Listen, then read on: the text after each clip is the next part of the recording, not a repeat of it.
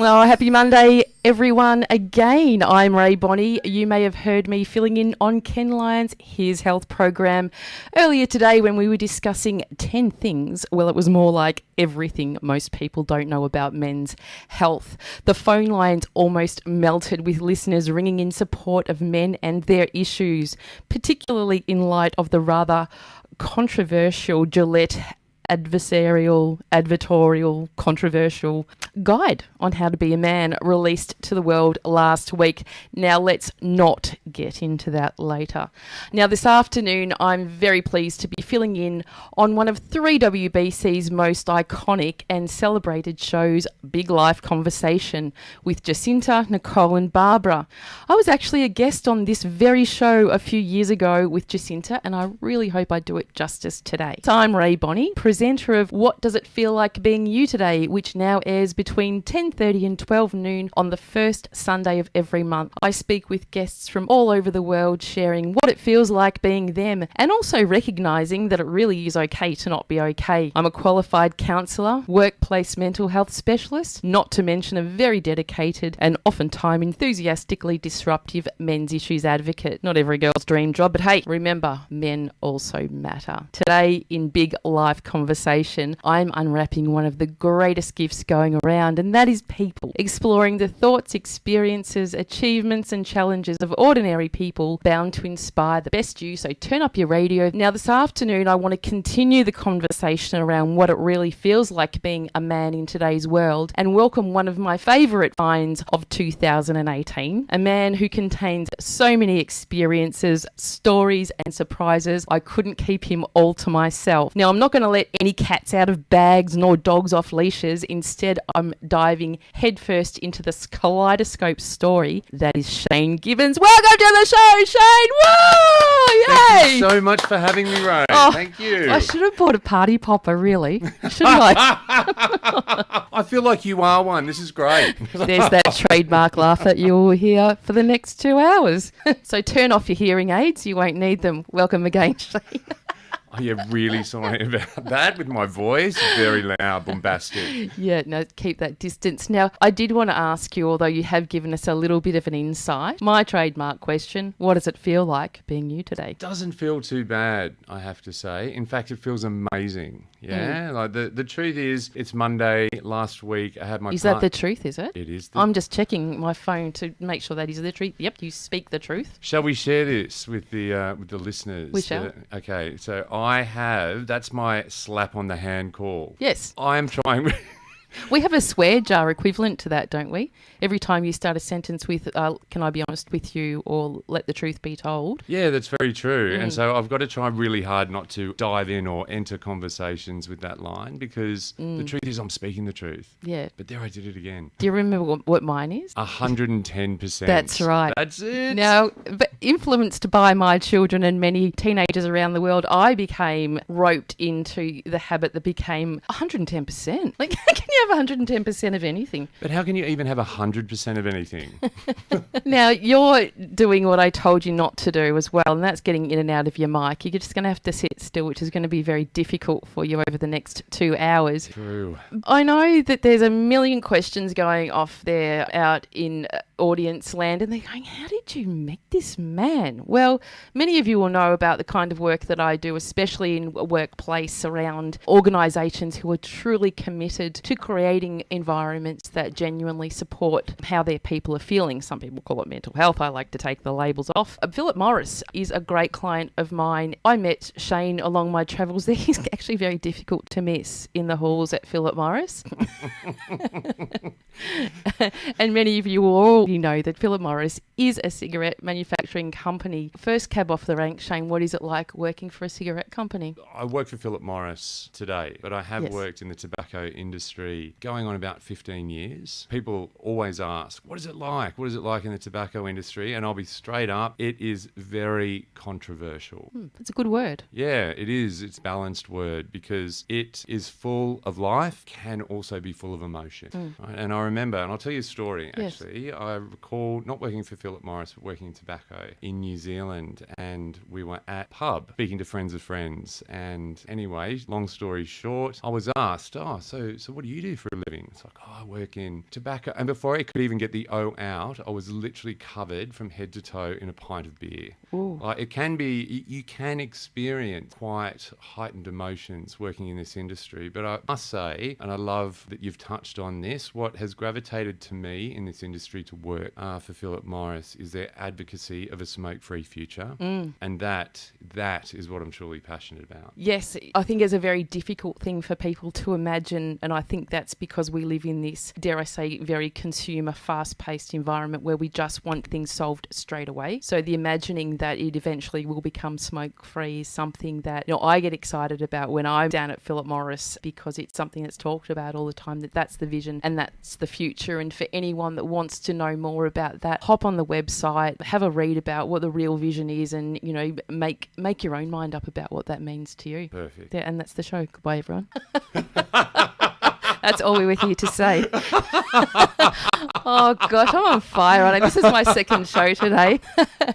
Now, also, you know, and this is, again, my experience of Philip Morris. We're not going to spend the whole show talking about Philip Morris, but it is relevant because that's where we met. And this is probably the vein of what we will be speaking about today, and that's diversity and inclusion. And in my experience, Philip Morris actually do a very great work in addressing diversity and inclusion in a really authentic, sustainable and meaningful way. And that's because I have formed really good relationships across the broad business, and it's a constant for me that people are talking about it, and not just about what do you look like, what do you sound like, where do you come from, but it's what's coming out of your head, and those original thoughts. That's part of diversity, is respecting what people are thinking. And even talking about tobacco being a controversial industry, we have to welcome any kind of conversation that evokes emotion. So back to you, what has it felt like for you? Because we haven't taken all the curtains off you yet and disclosed everything about you, but there's a lot to you, and diversity and inclusion is something that's important. Well, diversity and inclusion for me is more like that sentence with lots of periods in it that says this period is period everything. Because diversity and inclusion is not only looking at gender, it's not only looking at how individuals choose to represent themselves, or how individuals cannot choose but truly are a certain way, and that's the type of voice that they want to project. I think it's so important that all of these, everybody, myself included, because the truth is,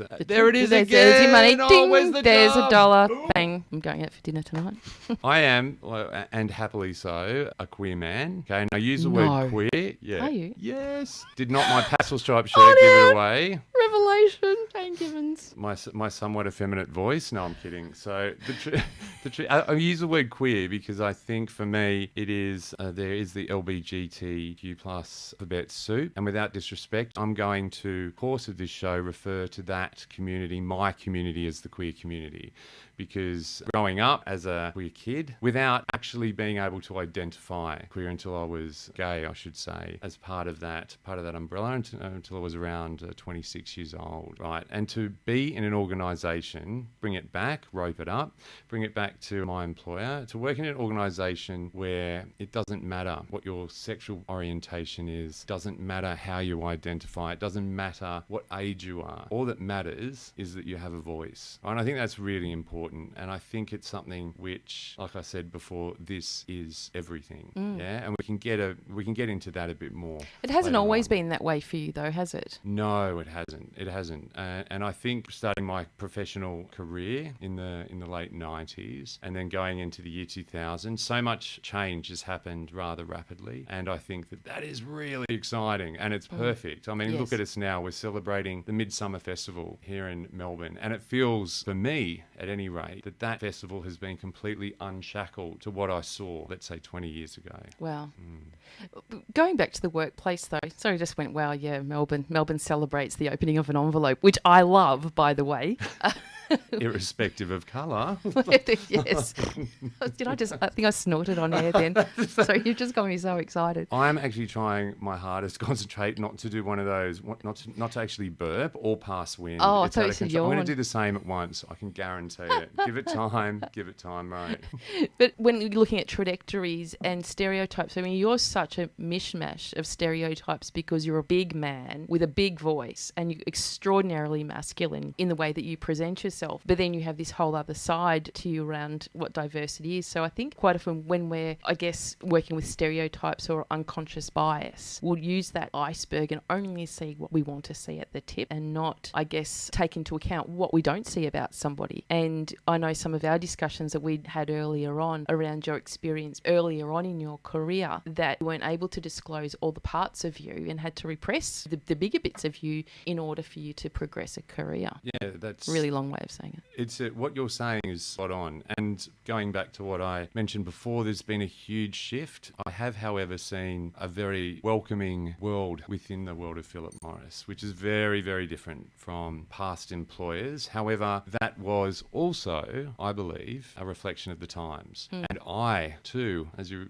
say, I'm tall, I look burly, and I can put on the burly voice, as I regularly do. But the way that I choose to present myself is also something which has been conditioned to protect myself, I think, is it probably a clean way to put it. Yes. Yeah. In my past, especially when I was working overseas, it wasn't so easy for me, or it wasn't safe, more to the point. And I think safety is the most important thing within the workplace. Actually, can you just reverse that a little bit? You know, working overseas, you use the word safety. Yes. What do you mean by that? When I first went abroad, I didn't feel safe to disclose my sexuality. That's where it almost truly took on a whole different type of career. So was this in the workplace or socially or both? Only in the workplace. Okay. Yeah. So I'd spent all this time coming to terms with the fact that I was coming out, and then I went overseas and I felt that I needed to repress that, Get back in your closet, mate. Can you imagine my closet, gateway to Narnia? I'll give you the tip.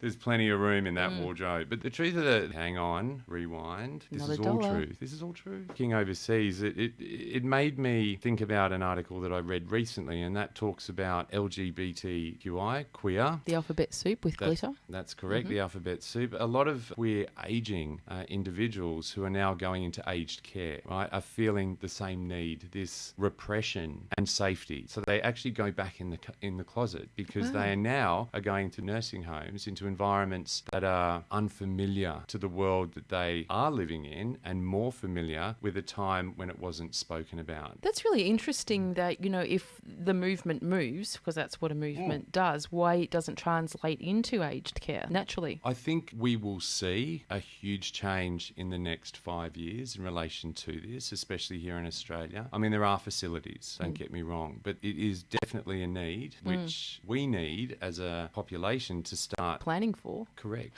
Well, you know, given that Australia is probably the largest consumer of aged care facilities in the universe, given that we discard our old people. And so nasty. Yes, but it's a thing, because if you think of population of gay people ending up in aged care, that's a lot. It is, but I don't think it was one of those things that was historically planned. But thank God that it is the case now, and we are celebrating so much throughout this week. It's my email. Sorry, better go to a song. No, joking. As long as it's not the oxygen in the room, that could be very concerning. It's one of those unavoidable things, but it's radio. It's interesting talking about aged care, and I didn't expect to go down that path, but I think when we're looking at change, and that's the space that I work in, especially in workplace, changing attitudes, changing ideas, changing narrative, changing language, all of those things too engender change. And I know that with Philip Morris as well, that those different things that we take for granted, like parental leave or any other sort of employee benefits, Philip Morris now put this diversity lens over everything that's written or anything that's administered. Like parental leave is about men, and men are parents as well, and men don't babysit their kids. Men are also parents that have responsibility for the care of their children, and you know, we're only sort of just getting to that place where that's being valued and acknowledged. And I love that Philip Morris really takes that on in a way that makes sense. I have to agree, because like we were saying before, Philip Morris is very focused on building an inclusive culture, but also talking about the gender balance, and sustainability and external transformation is huge. It's a huge focus. It's a huge focus for the organisation. It's something that they are very, very driven for this year and beyond as well to improve. It's a process of constant improvement. So you mentioned, there it is.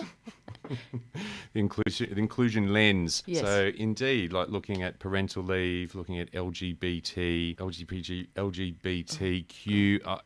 Do we have to say that again, please? Queer. We'll call it queer. Queer, Thank easy. you. We'll stick with queer. Looking at queer representation, queer identity, and also looking at creating an organisation which is made up of I&D external spokespeople. And by I&D, I mean inclusion and diversity spokespeople. Inclusion diversity. In fact, I read a really good article by Melissa Whiting. She's the Vice President of Inclusion and Diversity at Philip Morris International in Switzerland. And if anyone wants to read a really good article about exactly what we're talking about now, go onto LinkedIn, and her article, Melissa Whiting, as I said, VP at Philip Morris for Inclusion and Diversity, Improving Gender Balance, Leverage Global Equal Salary Certification and Leadership Programs. And I thought, oh, here we go. Here's something really boring. But she writes really well and she gets it. I really enjoyed reading the article. And I'm a men's issues advocate. So there you go. Well done, Melissa, if you're listening in. But she is. What's the time in Switzerland? I have no idea why she wouldn't be tuning in. Well, there I go. I'm getting so many messages. I think they must be. Have you got anyone that's listening in at the moment that you want to give a shout out to just quickly before we go to a break? I know my partner Alberto will be listening for sure. So big high five to you, mate. Yeah. G'day, and mate. Yes, who is the hands down the love of my life. We've been together now for over 14 years, and during that time lived in 4 different countries. Wow. Yeah.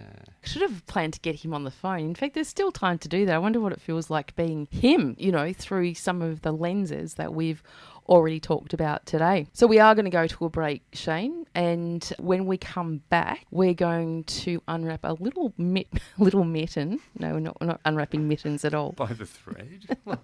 A little bit more of you, Shane, and some of the special stories that really define the beautiful you. So I'm going to get you to introduce the first song. It's actually by a band called Travis, or is it a man? Yeah, this is Or it's a woman. I think it's a band. Band. Band. The song's called Writing to Reach You. Can you give a bit of an intro as to why you've chosen this song and why it's so long? It's really long. It's got the intro of a royal wedding train. It's so long. However, I rather like it because for me, it talks about transformation. It talks about taking something old and making it new. And for me, this is key. This is key to living. This is key to listening. This is key to enjoying. Now, this song claimed to be the guitar riff from... Rift. I think you'd find that's a riff, Shane. I'm going to pick you up on your grammar if you don't mind. Well, you can go ahead, Ray, and it is pick my me show. up on that. There it is. A riff. First on-air fight that we've had. Riff. It is a riff. Yeah. From the song Wonderwall by Oasis. Yeah, so that's what it is, and hence it says in the lyrics, what's a Wonderwall anyway? And I rather like that lyric because I actually don't know what that is. Oh, let's Google that. I'm very curious as to what a Wonderwall is. Here it is. Travis. Writing to Reach You. You'll be right back. You're listening to 94.1 FM. Welcome back with Rae Bonney, joined by larger-than-life Shane Gibbons. Welcome back, Shane. Thank you, Ray. Oh, Shane was really kind to himself in the break, going, I know, fantastic. I know, a great radio presenter. I believe that's the first time that Ray has seen a grown man give himself a high five. Am I right? Is that what was happening? What am I doing wrong? Am I doing it right? Are you going to jump across the panel and belt me? No, we are having so much fun, and that's what it's all about. Now, we are talking about diversity and inclusion and all about you, Shane, and I want to wind back the clock, wind back the reel, those old-fashioned movie reels, so to speak. Reels, yes. Now, we were talking last night, and I said, well, you must have been born in, about 1978 or something? And you said, oh, no. Literally had to borrow one of my mother's fans to wake myself up. I fell off my chair. I am a 1973 baby, happily so. Get your calculator out, because I can't do that math. But it's fair to say that back in the late 70s and early 80s, you were living in Port Macquarie, and that wasn't the kind of place where you would find people talking much about diversity and inclusion, or even knowing what stigma is and the effects of abuse, I guess. Yeah. Port Macquarie is a beautiful town on the mid-north coast of Australia. Gorgeous. Now I think 180,000 plus people live in Port Macquarie. Is it like Home and Away? Is it? Do they have the diner? All I can think about, and that's why I started snickering, because they do have more than one surf club, where Home and Away, as we know, just has the one. And the Flynn's Beach Surf Club, going back about 10 years ago, actually had a gay disco. Not a word of a lie. Wow, that's progress. Yes, I attended that gay disco. You and on your own? It was me. It was like my 16th birthday. Dancing with myself. Me and a balloon, and that's it. No, there was quite a few people that turned up because the world is very different. However, when I was growing up, the town was 12,000 people. Very, very staunch religious community. Very beautiful people. However, the belief system was very different to what it is today. My cousins, who I've just seen up in Brisbane, hello Berthold contingent, are listening to the show, which is very exciting. Thank you, Helen. And Helen will know better than anyone how I used to love to dress up in jewellery. Right? Whose jewellery? My nana's jewellery. And in fact, my cousin Helen and my other cousin Kim used to dress me up like I was their doll without protest. So it was a different world, because even though looking back, I lived a very queer existence. I didn't identify as queer, as I said earlier, until I was 26 years old. But my sanctuary, talking about my cousins and my nana's jewellery, my sanctuary growing up was my grandmother's place, because she saw a difference in me. My mother knew it, but my grandmother, Nana Berthold, or Nana B, she would go out on a limb, and she bought me as a child things such as Barbie dolls and Barbie cars. And I had a special cupboard in the lounge room where I would hide these toys, and a Cabbage Patch. I don't know if you knew about the Cabbage Patch Mum, and if you're listening. The mum? Florence. My mum, Florence. Oh God, yeah, Yes, she's probably on the blower right now to your nana. Oh, sorry. Yeah, my Nana, bless her soul, she has passed. She took care of me in a way that she knew was safe. My mother did the same. My mother did exactly the same. But at my grandmother's place, I had my identity, ironically, hidden in a sideboard, which was a little cupboard. Yeah, so my life was in that closet, in the little closet in the lounge room. Wow, how symbolic. Indeed. Yeah. Can I ask you, was it the Barbie camper van, or was it just the car? It was the car that looked like a hot rod / Porsche. Oh, right. But I was never allowed to drive it out into the hallway or past the front door where people could see. Oh no, it was only allowed to do laps around the lounge room, and I was happy with that. Did you understand then about boundaries to disclosing what it was feeling like being you? All I knew at that point in my life was that those thoughts couldn't be real. As in, it was okay for me to play in that space at my grandmother's house. It was okay for me to want to be a ballerina, but it was not okay for me to express those ideas external to the house. How did you know that? Because I went to a Catholic primary school, and we would have mass around about once a week, but we would have, it wasn't called prayer group, it was called, I'll remember the name of it shortly, but we used to sit in class and pray every day, and there was a right and a wrong way to behave. There was men and there were boys and there were girls, and boys were to be with girls, and that was that. So it was... God, imagine if they had Gillette around in those days doing their work. They could have made sense of what boys should have been doing. The 30-year campaign. The interesting thing, though, is going to a Catholic primary school as well, the library within that school, which was the only resource. We didn't have phones, we didn't have the internet, we didn't have any source of reference apart from the school library, the town library, also heavily influenced. Encyclopedia, I couldn't even get that word out. Encyclopedia Britannica. Oh, Britannica. Indeed. If you had Encyclopedia Britannica, you were loaded, because those things literally cost the price of your firstborn. Like, they were out of control. They were so expensive. But if you had them, you had the answers to the world. But unfortunately, even they were very restrictive in me being able to find other identifiers in the landscape that how I was and how I felt was normal. So in terms of role models, how did you find role models, and then how did you make comparisons?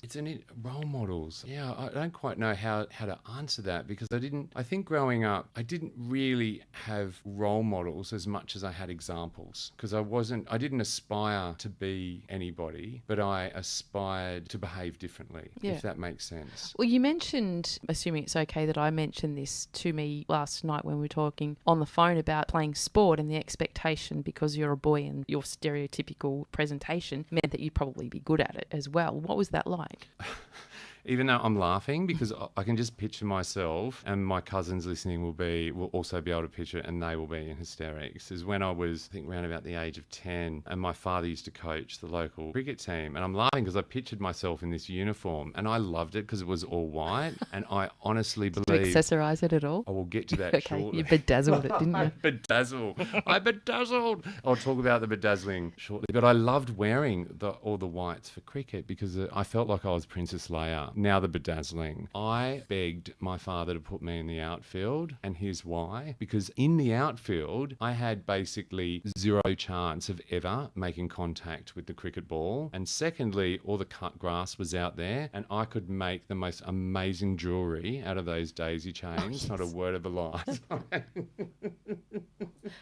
It was like I was a Bulgarian celebrating the earth and all its fruits, literally every Saturday, to my father's absolute disdain. Wow. Yeah. So it was very, looking back, I can see he had the problem. He had the conflict, if you will. Conflama, which is a combination of conflict and drama those that don't know. It's a great one. It's just like a jigsaw puzzle. It's interesting when you speak like that, because I was talking about role modelling, because that is a role model about how you don't want to be. Like, if you become a parent, that's probably how you don't want to be with your child. I see. I agree. Yes. Yes. And it's very unfortunate that those very, very strong stereotypes and expectations of boys that has evolved and is still very present in our communities and our societies now, which I feel largely contributes to much of the terrible social outcomes that we're seeing with men. And, our response and reaction is just to blame men and say all men are bad and should behave better. But we're not going back to looking at how boys are being raised and how that contributes to these beautiful masculine attributes that get very, very distorted along the way and turn into things that are distorted versions of masculinity, which started as a beautiful thing. I agree. I think masculinity is a beautiful thing. I think femininity also is a beautiful thing. And I don't think that I think the combination of the two are also gorgeous. But the extremes, I have to suggest, they do exist, but they are presented as the only. Yes. And that's where I have a great deal of concern about that, because I don't honestly... I think that there are good and bad everywhere. I think that there is good and bad. Or good and not as good as? Yes, that's correct. We're being extremely positive. Yeah. Good and a little less good. We do. We get that big black paintbrush out often as human beings, and we paint everything black or red and make it into that conflama. But, quite often there's a different way of looking at things. And I had one of my other favourite stories of yours is about fitting in. And I don't think this has anything to do with your sexual orientation. This is more about a kid wanting to be cool. And I was really shocked when you told me this story, because I can see it and it makes me laugh every single time. And it's got to do with Florence and her car and the pantomime you would pull off to fit in. Tell us. My mother had... I remember that my father had bought my mother a sports car. Now, you're probably conjuring up ideas of Porsche or Ferraris, but no. And burnouts in the school car park. That's right. This was a purple Tirana. And I used to... Are we talking about violet crumble kind of packaging purple? We are talking about the Cadbury purple. Yes. Here, Ray. Yes. Except it was almost 4 times as shiny. And it was Mum's car, and it got Mum from A to B. But I tell you, every time I got in it, I felt like I was driving the purple people eater. And here's the bit. It's what Rory, my son, would refer to as car shame. I had really big car shame. But in saying that, I love the fact it got me from A to B. But the story that you're referring to is where I used to pretend that the windows were actually automatic, and I had electric. Yes, electric automatic. So I had perfected. I had actually trained my hand and lower arm to move the, what is that? The winder. Winch. The winder. Yes. Is it the winder? The window winder. Yeah, the window Yes. winder. Yeah. It's been so long since I've seen one. I've actually forgotten what it's called. So I trained my shoulder to remain stationary whilst my lower arm winched the window down as if At a consistent speed. Totally consistent, as if it was electric. And in my head, I used to count 1, 2, 3, 4, 5, 6, down it went. And I would do it when I saw people in the main street that I knew, wave at them like the queen that I was, but yet was yet to become, and wind it back up again. Now, the kicker of this is occasionally these people would be passengers in the said car and they would notice the winders, wouldn't they? This is true, and that did cause some confusion, to say the least. But this was all part, I think, when I was younger too, I created a world where I was safe and I had what other kids had in a sense that I knew I was different, but I didn't want to be different because I didn't know it was safe to be that way. And so the world changed. I remember I used to tell stories when I was a young kicker that I actually had conversations with the cast of Star Wars, the movie. I knew them. And I remember I had a bracelet that I think I pinched from my mother's cupboard, and I used to pretend it was a communicator. I communicated with the cast of Star Wars, right? Wow. But this is where I think inclusion and diversity for me are so important, because I didn't have that world. I didn't have a world where I fitted in growing up, so I created a world that made me safe. It's interesting in my mind, and I know in my audience mind, that light bulb goes off to go, what is it about children and imaginations that get shut down, and why? Why do we lose our imaginations and our sort of, I guess, creating these fantasies that all of a sudden it becomes not the right thing to do? I think because you wouldn't be alone in fantasy creating as a child. I'll share with you one of my stories, and this is back in the very early 70s, could be late 60s, but there was an orange fizzy drink called Fristy Orange Super Booster. Do you remember it? I don't remember it, but I love its name. Fristy Orange Super Booster was the name of the said carbonated beverage, and the ad on television was this kid who would sit on the ground, he would drink some of the Fristy Orange Super Booster, then he'd shoot off on his ass down the road. Like there was like fire out his ass. And I believed it. And I remember sitting, and this is when I learned about disappointment, sitting there. I don't know where I got this can of Fristy Orange from, but I got it and I sat there, I reckon, it felt like hours and nothing happened. And that's when I learned disappointment. It just reminded me, under that umbrella of disappointment, a very, very different experience. When I first moved to the UK. When you first met the UK? Hello UK, here I am. Hello UK. Yeah, when I first saw Big Ben, met the old red double-decker bus. I also remember going to Baker Street because no one had actually sat me down. No one told me that Sherlock Holmes wasn't real. And I was there at Regent's Park. As an adult. And there it is. Like there's the plaque on Sherlock Holmes' I know, Rory and I were just there a few months ago in Baker Street. You know the house. Yes, you know the house. And I'm there going, oh, wow, that's where Sherlock Holmes lived. And my ex-partner and his friends who live in the UK literally turned to me and said, you know it's not true. Oh. And I think I was less disappointed when I found out Santa Claus wasn't real. I was like, what do you mean? Can you not say that? I have a child here in the studio. Thank you, Shane. Okay, I am backtracking. I'm backtracking now, but it's too late, Rae. You need to get that winching hand in place again and not move the shoulder. Shoulder is not moving.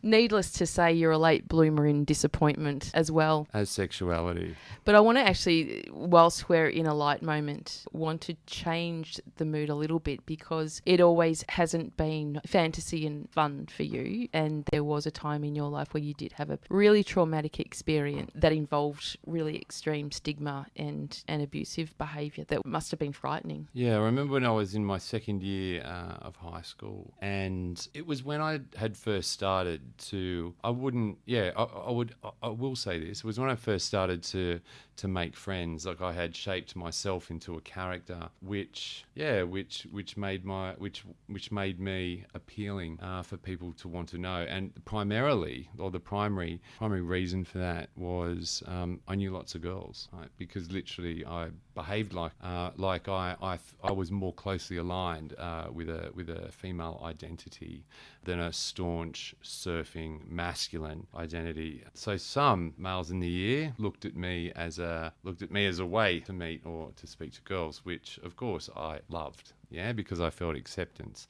But it also made me more seen, which was not necessarily a good thing, because everyone reacts to difference differently. And this was the time, and I'll never forget it. I'll never forget the older guys passing me at school and mentioning, have you checked the toilet doors? You should go check your name on the toilet doors, you faggot. And I'm like, well, sorry. So I go to the supermarket, and it was not so long ago that Settlement City, and that word's very harsh, but it'll make sense shortly. And Settlement City was a shopping centre which had been recently built at that time. Anyway, thought all sounds very strange. And that afternoon, I went with Mum. We went to the shopping centre, and sure enough, someone had written my name in dark pen. Shane Gibbons, he's a faggot, like verbatim. A lot of sexual references, which were really, really cruel, right? And so my mum and I, just picture this. Like, we're standing in the male toilets in a cubicle. My mum and I had black marker pen, and we're trying to scratch the vilification off the back of the door. And the security guard comes in, and he's like, "Get out of that toilet." And so my mother and I walk out, and my mother, bless her, is a very attractive woman, but I'm literally a child. It's like, what is going on here? Well, not a child, a teenager. We explained the situation to him. We went to centre management. It was a point in my life when my whole world felt like it had crumbled in. I just started to begin to have acceptance for who I was, and it was so brutally destroyed. The fear was unpalatable. I felt so alone, but with my mother, I felt so safe. Yeah, that act saved me. And that's why when I see resistance to things like safe schools that are so important, right? So important. And I think not necessarily and solely about myself, but I think about parents whose kids are growing up in the world today, and how they have, as you were talking about, they have dreams and they have imagination, and they have to be allowed to have these things encouraged to grow, not necessarily to protect themselves, because they should feel protected, because safety is everything. And I know what that feels like to have nothing left. Right? And I don't think any child growing up in today's day and age, in the theme of Midsummer, should ever feel that way. No, but the reality is they do. And I don't like to talk too much about the evils of social media, because I'm quite an advocate for social media and feel that in many ways it really supports safety used correctly. But of course, there's many instances where that isn't true. And your example, for example, is one that would go absolutely viral. And, so what you experienced back then can just amplify that by a gazillion, really. Tell me how, you felt the support and the love and the care and the acceptance of your mum, Florence. But how did you then manage in the wide world by yourself? Because you can't be there all the time. It's a really good question. But again, for me, it was creating those boundaries. So I wasn't an affectionate person. I became a very unaffectionate person during that time. I learnt to keep distance. I learnt to look at women even though I wasn't attracted to them. It's a world that actually had to shape around me like a bubble. Yeah. The other question that I have in my head is also around Florence and what it felt like being her, to feel so helpless and hopeless to be able to protect you as well. I don't know the answer to that. Let's get on the phone right now. Ring in. 555. All I know is that my mother, and even to this day, unconditional love, unconditional drive to understand her child. And some people, it's funny because I read on social media, especially in some of the groups that I'm a part of, very pro queer, but it says that some parents feel that they've failed if their children grow up to be queer, and it's like the truth is they failed if they let them go. That's a very, very it's something that I see repeated, and something that my mother never did. Yes. There's always drive to understand the difference, and that's something that I will forever be grateful for, because it saved me. I speak about that a lot publicly around how we work with people in general, day to day. It's not our job to make people into who we want them to be, to interact with our value and belief systems comfortably. It's our job to help people, including our children, into who they already are. And guess what? You don't get to order your children like your McDonald's meal. You don't. And even though they may grow up in your environment, they still intrinsically have their own value and belief systems. Sometimes as a parent, I mean, I've got 3 children and 2 of them are adults, you have to really resist that impulse to go in and instruct and tell without opposing their views, and accept that this is the way that they're made, and celebrate that. It just doesn't feel right for me. That's not their problem. That's for me to manage my own expectations. So take heed, people. Now we've an hour into the show, Shane. Wow. I know, there was a lot of shush in one sentence, so I was very careful not to be stumbling on my words. And thank you for sharing that story. I know that it's difficult to sometimes recount something that was really, really traumatic. It doesn't matter how many years go by. You know, I was just watching your face change as you sort of worked through the story. I thank you for bringing it up. I do feel it's a story that makes me very emotional. It's a weight. It's a weight that I want no other child to carry. In saying that, it's a weight that makes me who I am today. And I can't forget that either. And that for me is very important, because it could only have gone one of 2 ways. Right? Everyone's life can only go one of 2. Well, it actually can go one. It goes one way. It goes one way. In the end, it goes pretty much one way. Haven't you ever seen sliding doors? It's so true. Like, do I not look like Gwyneth? No. Yes. So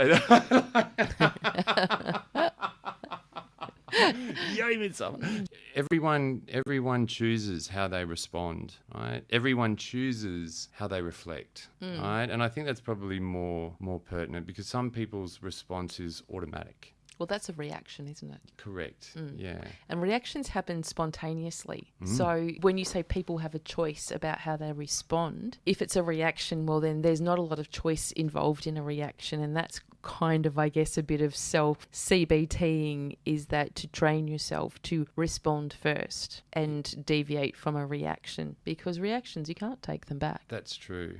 And some people say you can't take your words back, but I believe you can. At times it's very healthy to not to fish back, but to be true about whether or not it was, as you say, a switch, a flick, or whether it was a conscious response. Yes. And you said you can't take back your words. You can try, but not necessarily are you going to get the feedback that you expected. And for those of you that have heard my story, back when I was experiencing a lot of trauma in my life, the way that I reacted to life was that of a bully. I was really angry and really hurt and very overwhelmed. So that's, if you're looking at an iceberg, the tip that people saw of me was just a really angry redheaded girl with a really loud mouth who'd punch anyone in the face and steal your money. I shouldn't laugh about that. Are you sure you didn't go to my school?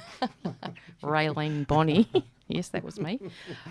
But, you know, it wasn't funny because people were affected. And one girl in particular who I targeted for some reason, I don't know, she was very pretty and very blonde. And many years later, I was walking into a frock shop in Collins Street. This was after I was reformed. And I saw her, and straight away I reacted and went, run away, because I don't want to confront my shame and my guilt. But I stopped and I responded, and I thought, here's my opportunity to actually confront her and tell her that I'm sorry. So I did, and I walked up to the counter and I said, you probably don't remember me. And she straight away said, yes, I do. And I said, oh, okay, well, what I want to say to you is that I want to apologise for the way that I treated you when I was at school. And she said to me, I don't accept your apology, and it was the F word, and get out of my shop. And I accepted that. I thought, you know, I accepted and respected that that's the way she felt. I'm not still even sure, this is probably 35 years ago, how I feel about that moment. But what I do know is that I had an opportunity that I responded to, and I didn't react. And I didn't get the outcome that I wanted, but it was good enough. I would suggest, though,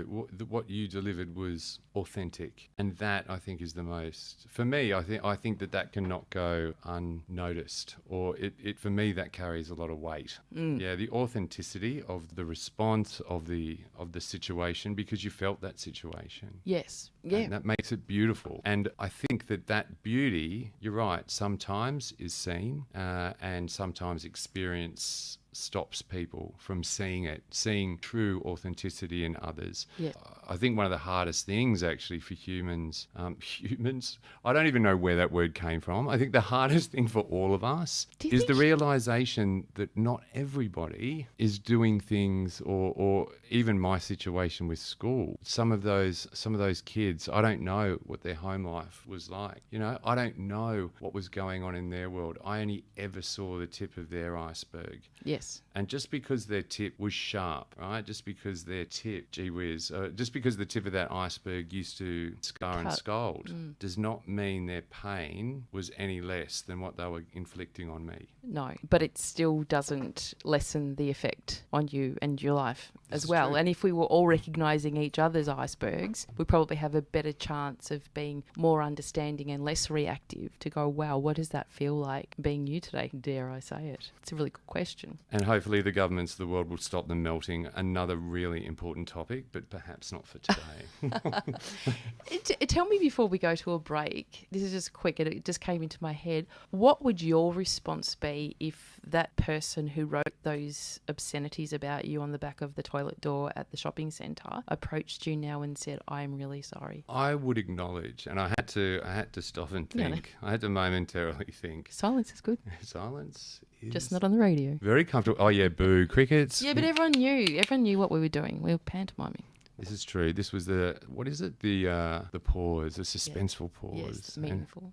No, we've just lost the moment. I know. I forget what we were even talking about. No, the truth is, if that... The truth is there's another $1. I'm going past McDonald's in somewhere more expensive. If that individual approached me today and came clean or spoke to me about what they had done, I think the first thing I would ask is, what was it like being you in high school? Wow. Where did you learn that from? I know. And I bet you everyone listening is asking the same question, but yes. You know, it's true. You will only ever know if you ask. It's a very, very powerful sentence. But in saying that, I'd want to know, because I know how I felt. I didn't know how they felt. And I'd want to know. But the obvious question would be, why did you do that to me? Rather than what did it feel like being you then, which then precipitated that behaviour. It's true. I think the direct question of, well, why did you do that to me, could come out as, well, I don't know, I was silly. But the truth is, by investing, as I have learnt from your good self, Rae, the truth is investing that authenticity in the question that you ask.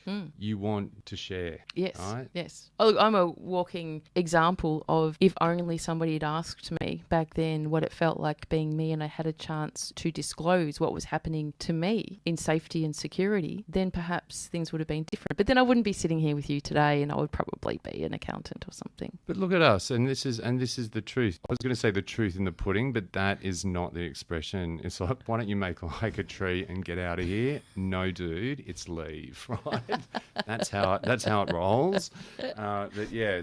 It's so very true. There is nothing about my character that I would want to change today. And I think that's the most important piece about authenticity, right? Be authentic in what you say, be authentic in what you ask, but be very authentic in who you are. Right? Never forget where you came from, or the good, because everything, as I've said in my past, sometimes you need to know dirt. I was going to almost say an S word, but I'm not allowed to swear on the radio. Oh, you need to know smelly dirt. Yeah, real smelly dirt. Not one. That was really funny. The smelly dirt. Sorry. Yes. So, yes, not the smelly dirt. Actually, yes, the smelly dirt. You need to know smelly dirt to know champagne, right? Yeah. And I think the overuse of the word authenticity, I mean, we do overuse words. There's lots of buzzy words going on. You know, every time somebody posts something on Facebook or LinkedIn, it's like, it's an absolute privilege to have spoken at this conference. You know, I just feel so humbled. That's a new one at the moment. Like, humbled. Do you really? Humbled. Yeah. I don't know why, but I associate the word humble with bees. Yeah. Humble, bumblebee. Oh, there you go. Nice. I had this question before. Now, we are going to a break now, and we're going to play another song selected by your good self. But when we're talking about human, that you said before, like, who came up with that word? Straight away, my brain translated that into Hugh Jackman's parents. Did they go Hugh Jackman, human? Like, is that And maybe his middle name is actually Jack. Maybe, yes. And exactly. And have I told you the story about when I accidentally sat? I can't believe. Oh no! Don't start with your stories again, please. We don't have time. Well, then why aren't we going to a break? Because we are going to a break. Let's do it. We're going to a break now, and when we come back, we're going to talk about things much closer to home. You did touch on a few things just then, including the love of your life, Bertles, and of course the beautiful lady who made you. Her name's Florence, and I stalked her on Facebook last night. She's actually very attractive. She's gorgeous. Florence is gorgeous. Yes. The way you describe... No, I'm joking. You never described her as anything else. I know they're listening. So please tell us about the next song. It's called 10 Million People by a band. It's not a person called Example. Or is it an example of a person? I don't know. You tell me. It is an example, Rae. It's a great example. And it reminds me... I love this song because it reminds me when I was living over in the UK and my life used to literally circle dance parties. I used to love going to dance parties or dance parties, but they weren't really posh. They were really loose and lit. So fun, not so great afterwards. However, this was a space where I didn't feel isolated. I would go to dance parties with literally thousands of other gay men, right? In Port Macquarie, you called it dance parties, though, didn't you? You called it barn dance parties. Barn, all right. Okay. Enjoyed. The do-si-do was very popular in Port Macquarie, but this is, Come on. Okay. So the example, I love this song because it talks about a documentary on dance parties in the UK. We could have made a bloody documentary by now, Shane. All right. So here it is. Example, 10 million people. Don't go away. Welcome back. You're listening to 94.1 FM. It's 3WBC and you're here with Rae Bonney with a big life conversation joined by Shane Gibbons, a self-professed, passionate but not pretentious portfolio manager and senior product brand strategist. Thank you very much for that introduction, Rae. And I think it's a passionate but not precious. Yes, well, you're very precious to me, and I know you're very precious to other people as well because your phone has just been binging like a binger with all the compliments going. The binging phone. Gee, that Rae Bonney, she sounds good, doesn't she? And you're not so bad yourself.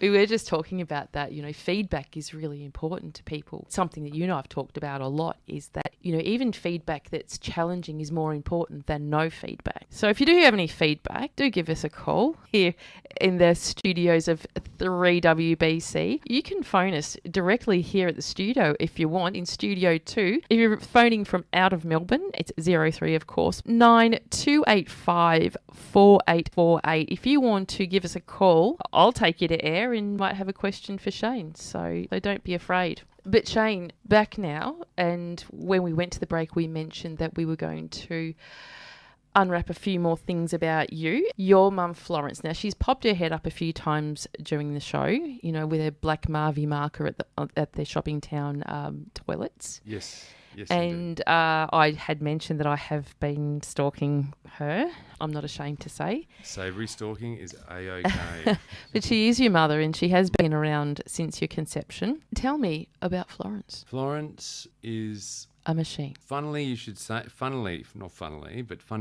that. Obviously, Florence had performed here in Melbourne this weekend. It was my partner's 40th birthday the week just passed. Yes, began on Tuesday and continues now. No, he has a name and you can call him his name. My partner Alberto, but his nickname, I call him Bertle, which is very affectionate, in fact. But unfortunately, not many people, when they know the reason, think it's so affectionate. Bertie Beetle? No, because Bertle, as in cross between Bert's, as in Alberto, and a turtle. Because he literally, I love the man to pieces, wouldn't change a thing about the way he looks. He has this incredible, it's reverse gravity. Like the base of his hips doesn't hang over the thighs, but turns up like a wine glass. And so hence the shape of the turtle, so the Bertle. And this came out, to be quite honest, when we were having a terrible disagreement one day. And I said, you're a Bertle. He went, yeah, what does that mean?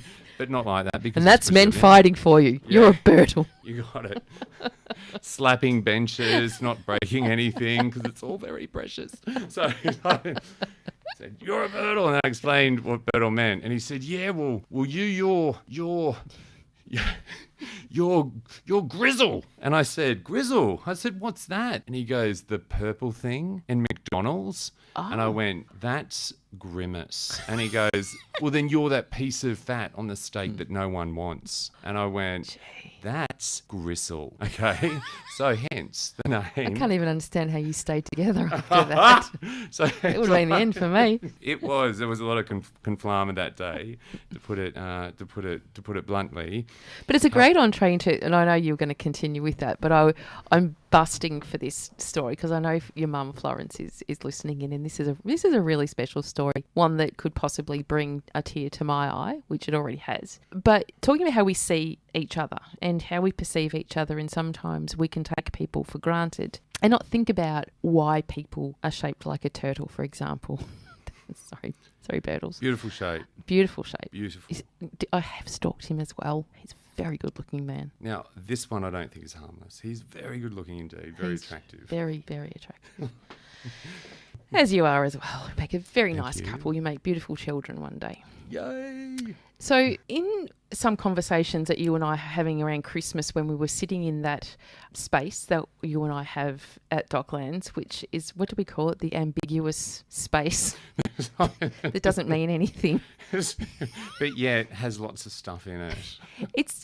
Listeners, listen to this, right? So it's at Docklands. It's full of life. It's full of restaurants. There's people everywhere. You got your DFO. You got your wines. You got your coffees. Then there's this grassed piece with plastic white chairs, and I think the tables are plastic as well. And so's the fence. And the fence. There's a white picket fence, which is also plastic. An unattended bar with nobody home. And we sit there when we catch up, and we don't drink anything. We just chat. We just chat and move away from the sun. And sometimes, only in winter though, but sometimes it's also an ice rink. It is very ambiguous. Oh, is that true? I've seen it as an ice rink. I thought you just made that up to make me feel better about the ambiguous space, that it actually meant something. No, because we met each other in Q4 last year. You are yet to see me in winter. Oh, I look forward to that, to your winter costumes. Razor sharp boots, class. Right. With a hashtag, I tell you, stunning. You'll find with my extensive wardrobe, I just throw a coat over the summer outfit and just make it warm. Heaven. They need to pay me more here at 3WBC. But anyway, going back to this thing about Christmas, and we got talking about Christmas, and I beg your pardon if I'm overstepping the line here, but you said, Florence, Flo gets really excited about Christmas. She goes over and above, like it gets to October and things are creeping out of the cupboard. Tinsel's going up. It's just out of control. And I think I asked you the question, something around, I wonder what Christmas means to Florence. And then you went on your own little memory journey and came up with something quite special. Yes, because it's true. Every year around about October, our house, or what is now our house, but formerly Mum's house, used to literally throw shade over Santa's workshop. It was Christmas to the nth degree. There were toys, decorations everywhere. Christmas has always been this very important time of year for Mum, and me, being the somewhat complacent child, only ever looked at Christmas as a chore because I was young and I wanted to be elsewhere. I wanted to be partying with my friends. I wanted to be enjoying living life as a queer man, because literally for 26 years, it took me 26 years to have the confidence to be honest about my persuasion. And so there was 26 years of catching up, and every Christmas is a huge party season within the community. And I always felt not always, but during that time, I felt much closer to my network, because my network were now the caretakers of my safety. Mum was always my safety net. And as a child growing up, Mum was the caretaker of my safety, as was Nana Berthold. But coming out and being part of that community, I felt that now was where I felt most safe, because we shared experiences. We lived a very non-hegemonic lifestyle. Can you describe what that word means to those like me that don't understand? Is that like homogenized? Hegemonic, it's well, look, I think I might have used... He's going to look up the word. I'm actually going to have to Google it so I get it right, because I'm on the radio, and I know that all you people listening out there... Gee, I regret asking that question now, but it was just like, I'm not ashamed about about I left home and school when I was 15, so I can't apologise for my lack of education. It's not a word that I'm terribly familiar about. But whilst you look up that word, I want to go back to this picture of Christmas that you're painting with Florence and, all the bells and whistles. And I remember you saying to me, why is it that she just gets, is it about her wanting to show off to outdo people with Christmas? Is it about the relatives? And a lot of assumptions creep into how we see other people. And again, going back to those value and belief systems that we have that are inherent within us. And if we couple that with lenses that we've been speaking about today as well, whack another lens over your belief system and your value system, someone else's, have a look at what it might look like, which is what you did in relation to Florence and Christmas. Tell us about this word. Yes. Now, homogenic, homo, me, genic, yes. Genetics, homo. So the word's origin, it means having only one alternative form. Okay. Huh. I have an alternative form, do I? Is that me without makeup? This could be true. Homogenic in the sentence I was using was the one form. Yes. Right? So basically there is only one way to be a male, and it is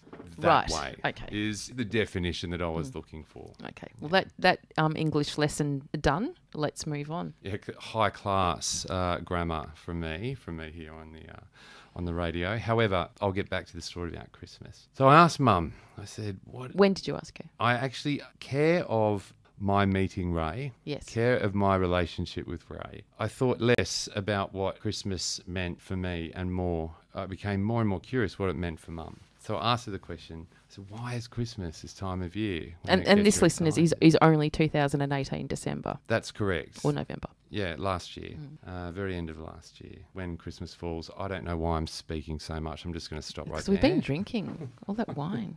Stop it. You said it was coffee. I said I'd given up. So I said to Mum, why is Christmas so important to you? And her father, my grandfather, was a lush. Used to drink a lot, all the time. Used to come home. You're channeling him now. That's what you're doing. Yeah. And yet surprisingly articulate. So it can only go one way or the other. He was he was a lush, very violent man. And when he came home drunk, he used to work on the railways. When he came home drunk, Mum and Nan on occasion would leave the house. They'd go and sleep in the park on a park bench across the road in order to feel safe. The things that people will never underestimate, the things that people will do, to feel safe. In full view of the street, in full view of everybody, safety was paramount. However, Christmas was the only time of the year when he didn't drink, when my grandfather wouldn't have a glass because the whole family was together. Right, everyone was around. It was a happy time for Mum because the presents would be under the tree, albeit wrapped in newspaper. Mum would go on the back of a horse-drawn cart through the streets of Taree, and they'd all be singing Christmas carols. My mum loves carols.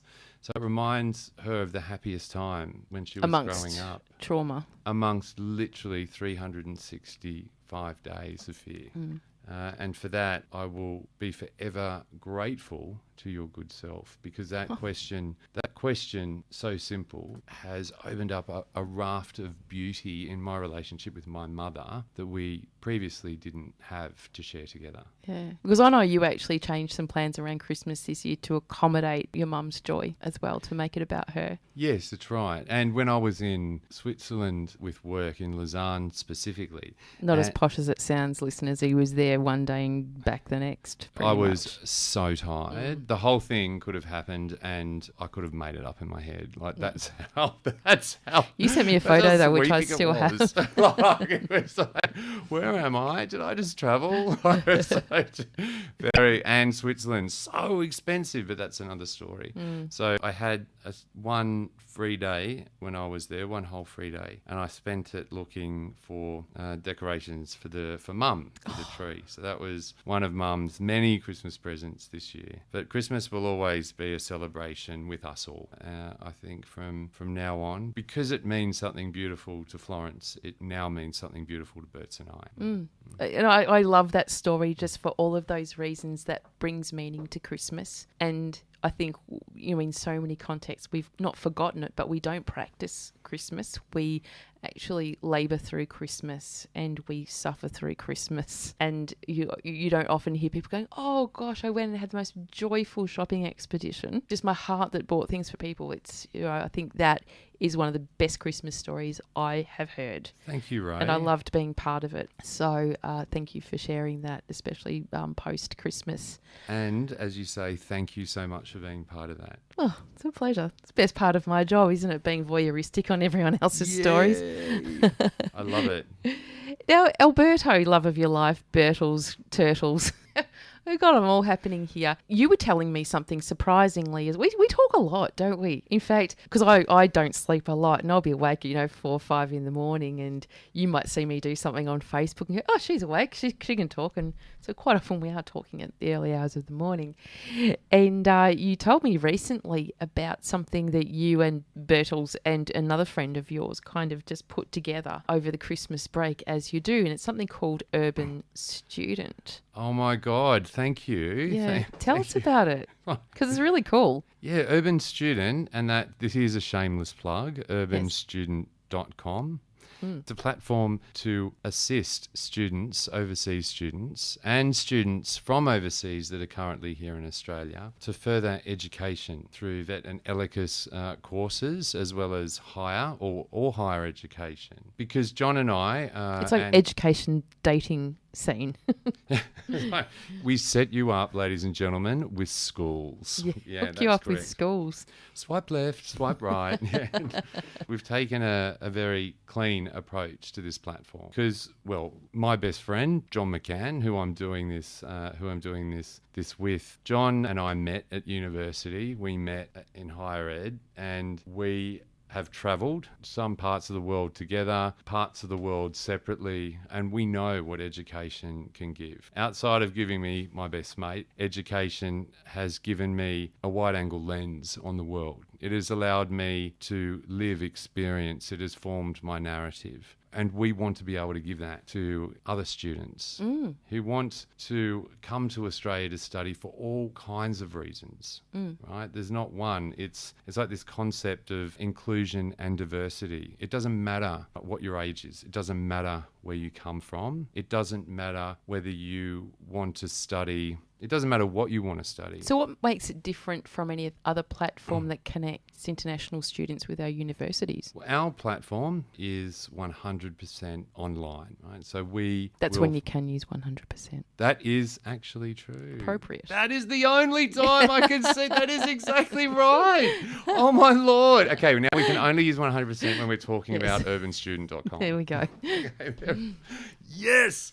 Oh, I love it. So Urban Student is 100% online. We are evolving, and we are not evolving too quickly because we want the students to make our job better for them. So we want constant feedback. We want to know how we can improve the platform. We want to be able to give them the courses that they want. So I'm not saying that other agents are any different from this endeavour, but from what I have learned working within the tobacco industry, it's about active listening. It's about really listening to what people have to say, and it's about processing that information. And so we're dedicated to doing this. And for all the students that are online or abroad, we are here to help you with your narrative, help you with your story, and help you have the best experience. So if I was overseas and I'm thinking, oh, I want to come and study in Australia, I don't have a stack of money, but I still want to do that, I would jump on to Urban Student. I would send maybe an inquiry to John. Absolutely. Jump on the website, jump on urbanstudent.com.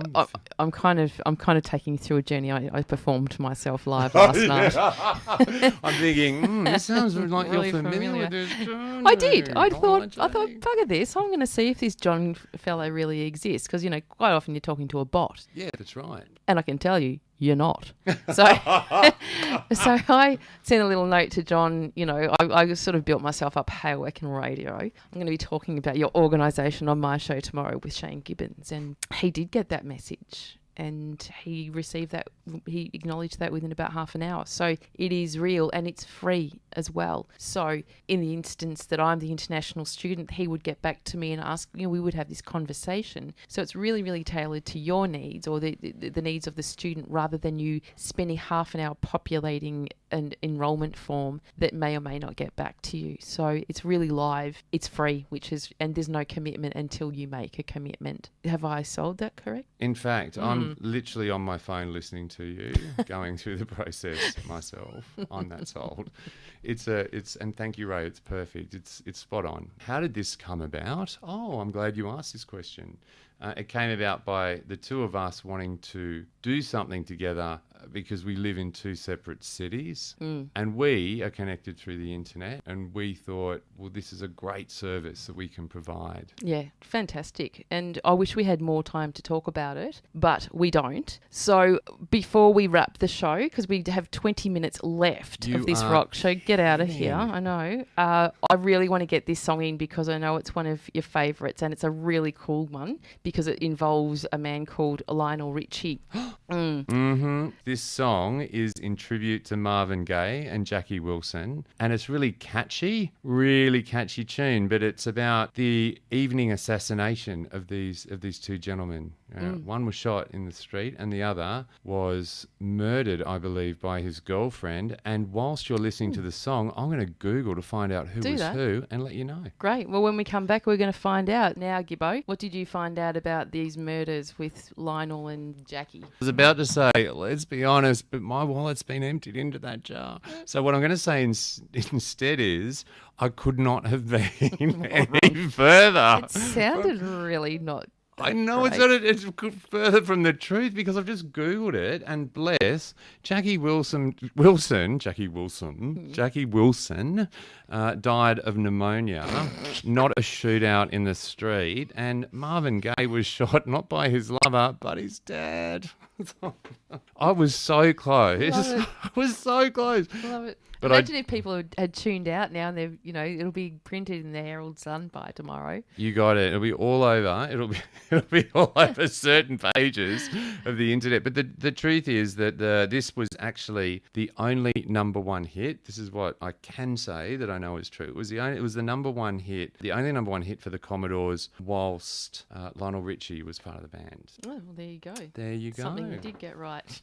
Now, I think it's the time in the show where we talk about disclaimers. Is that right? Anything that has been said on this show can be erased. We have those facilities as well. They just can't be erased from your mind. So anyone that has taken offence to anything we've said on air, either get a lobotomy or just forget it.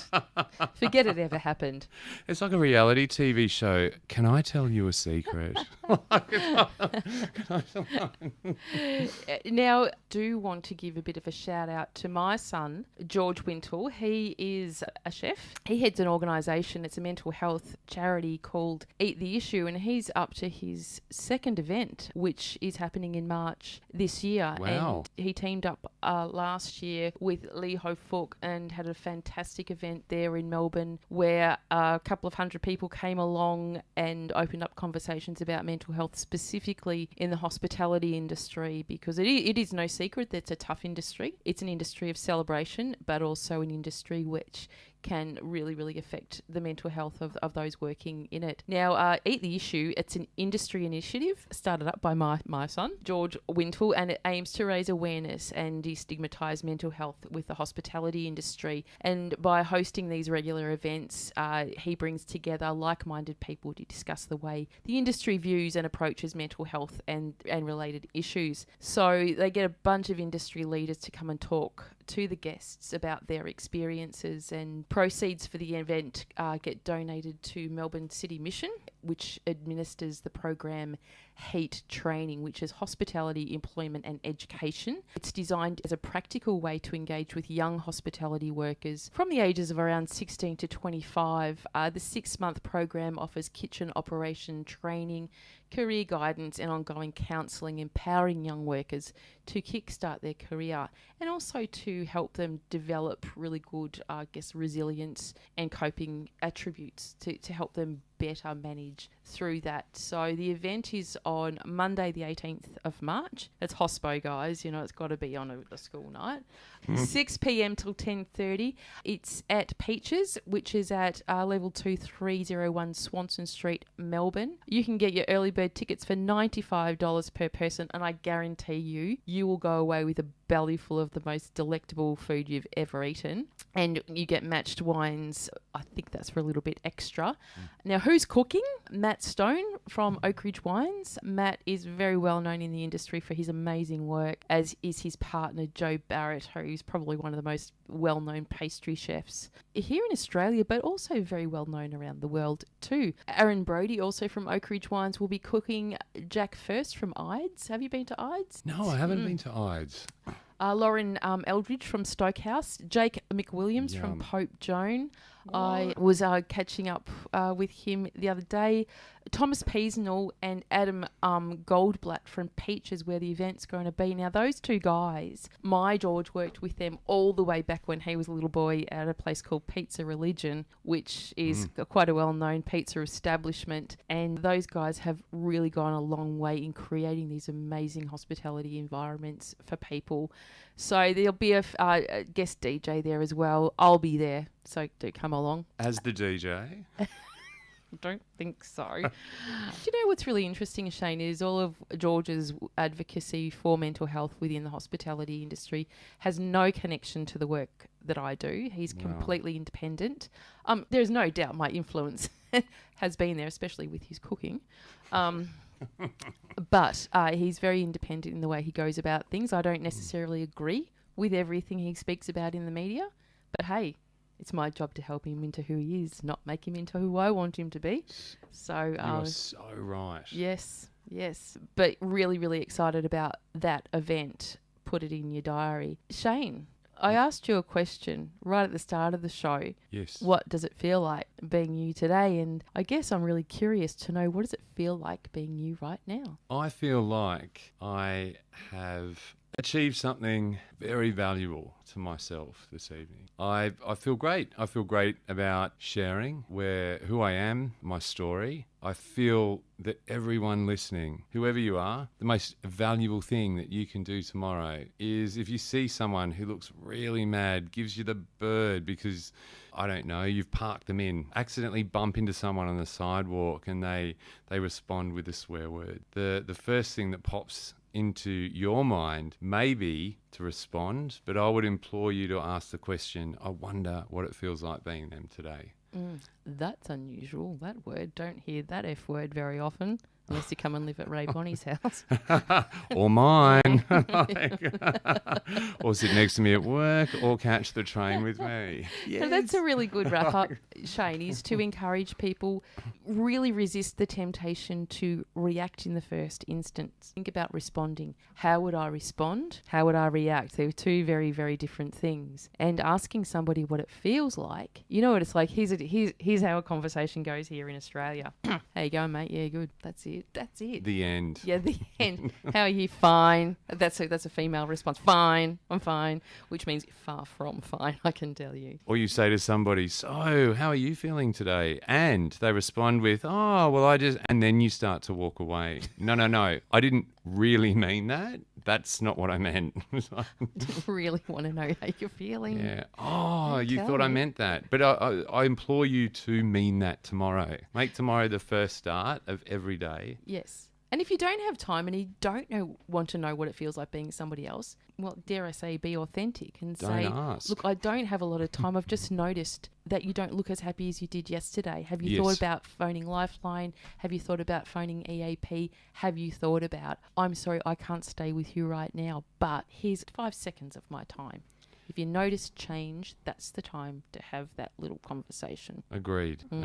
Now, in our final wrap-up, you have, and I know you love a big intro to a song, I again want to thank you for being every guest is special, but I've particularly enjoyed this because, number one, you are my favourite find of 2018. Oh, thank you, Rae. And I enjoy every moment that I spend with you because you're fun, you're outspoken, you dare to be yourself. And I don't know how people can't be themselves because you are yourself. So it's kind of stupid. It's like, 110% really. But I love the way that you are. I love the way you stand on the earth, and I love the way that you embrace change. Thank you. And you're in a position now where you're a great leader and a great role model for people who may want to go on that change trajectory as well. I feel I'm almost lost for words. Yeah, you are. I You just am. went. I know. I gagged. Which is, That's a horrible. and that's not a Midsummer reference. But the truth is, I could not be any more pleased that I have come into your company, Rae, and we are mates. Because what you have done for my lens is you've made it wide angled. And I can't thank you enough. I've got the Windex out, haven't I? It was filthy. No, we can't go into that. If any of our discussions today have brought up uncomfortable feelings for listeners or for those around them, please remember you can call Lifeline. The number there is 131114. The suicide callback service. You don't have to be suicidal to phone it, but if you're worried about yourself or someone else, 1300 659 467, and of course emergency services. There for a reason. You're not going to get in trouble if you use it. 000. Don't get confused. We're not in America. It's not 999. I don't even know what it is there. I'm going to be back at 10:30 on the 10th of February, which is my son George's 21st birthday. Yay! And I'm catching up with CEO and founder of Love Me, Love You, Lance Piccioni. And Lance has lived with mental illness since he was 15 years old, and having played AFL for Hawthorn and someone else, I think, for 8 years, in a former life, living with what he thought was his dream, but behind closed doors was playing with the challenges of depression and anxiety. Lance connects with the community to help people understand the challenges of mental health and the importance of investing in a wellbeing plan. You'll leave feeling inspired and connected to what you need to do and improve the mental health outcomes in your life. Now, I ripped that straight off Lance's website, you may have noticed. Could you tell? No. No, not at all. No. Actually, Lance is a really good friend of mine, and he's a beautiful man. If you saw him in the street at night time, you might be frightened, but no, he's a great guy. So until then, remember, it really is okay to not be okay, and don't be scared to ask that question. What does it feel like of being you today? See you later. Bye.